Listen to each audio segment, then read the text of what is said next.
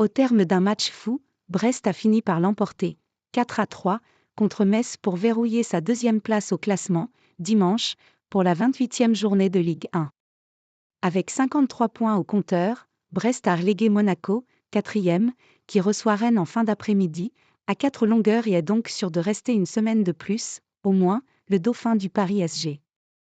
Metz reste, lui, 17e et avant-dernier avec 23 points, soit 5 unités de retard sur le maintien à 6 journées de la fin. Touché au moral après le naufrage à domicile, 2-5, contre Monaco, la semaine dernière, les Lorrains ont montré quelques signes de vie mais trop sporadiques pour grappiller un point qui aurait été très précieux.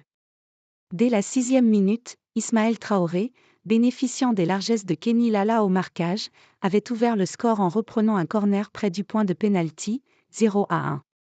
Un peu plus tard dans le premier acte, Georges Mikotads avait failli redonner l'avantage aux Messins lors d'un raid solitaire où il avait effacé Brendan Chardonnay, Lilian Brassier et Marco Bizot avant de voir Brassier, bien revenu sur sa ligne, repousser sa tentative, 18e.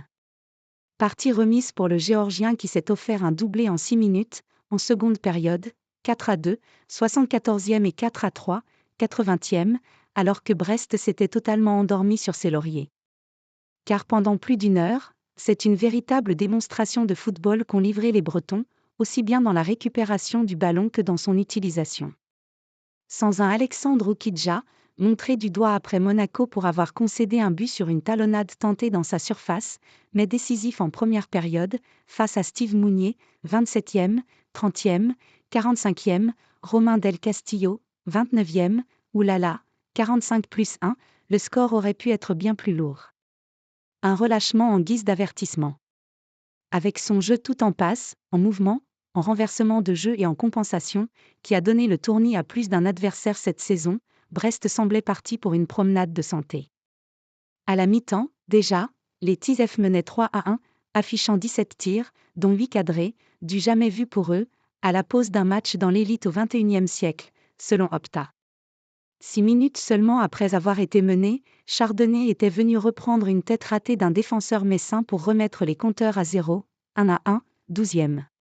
À la demi-heure de jeu, un long centre rentrant, mal jugé par la défense messine, a permis à Del Castillo, au second poteau, de remettre d'un plat du pied gauche dosé pour Kamori Doumbia qui a propulsé le ballon dans le haut du filet des cages adverses, 1-1, 30e.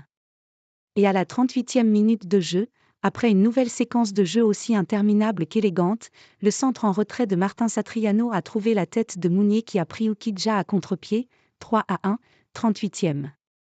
L'ovation du stade Francis Leblé à la pause était largement méritée au vu du spectacle offert et les hommes d'Éric Roy ont enfoncé le clou à l'heure de jeu, sur une tête décroisée de Satriano sur corner, 4-1, 60e. Mais le relâchement coupable de la défense qui était la meilleure de Ligue 1 en 2024, avec 5 buts encaissés avant cette rencontre, est un bon rappel que le rêve européen des Brestois ne tient qu'à un fil.